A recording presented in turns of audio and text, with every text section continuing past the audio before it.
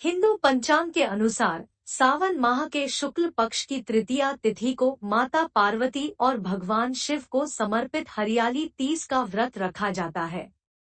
इस दिन सुहागिन महिलाएं अपने पति के दीर्घायु और वैवाहिक जीवन को सफल बनाने के लिए वो पूरे दिन निर्जला व्रत रखती हैं और विधिवत पूजा पाठ करती है।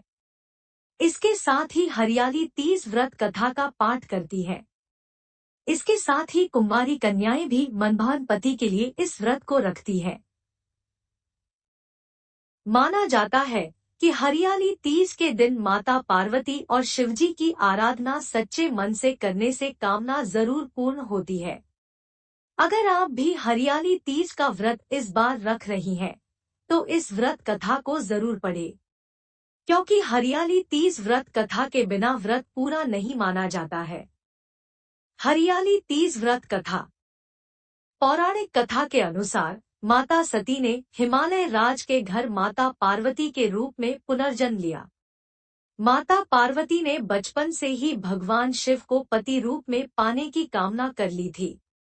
गुजरते समय के साथ जब माता पार्वती विवाह योग्य हो गई तो पिता हिमालय शादी के लिए योग्य वर तलाशने लगे थे।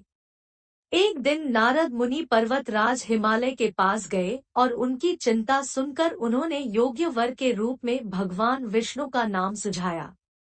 हिमालय राज को भी भगवान विष्णु दामाद के रूप में पसंद आए और उन्होंने अपनी रजामंदी दे दी।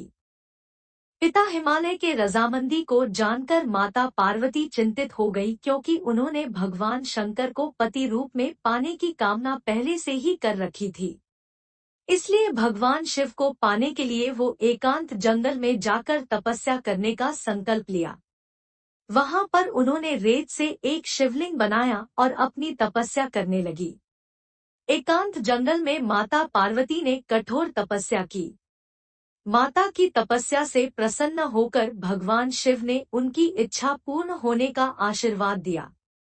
जब पर्वतराज हिमालय को बेटी पार्वती के मन की बात पता चली तो उन्होंने भगवान शिव से माता पार्वती की शादी के लिए तैयार हो गए, जिसके परिणाम स्वरूप माता पार्वती और भगवान शिव की शादी संपन्न हुई।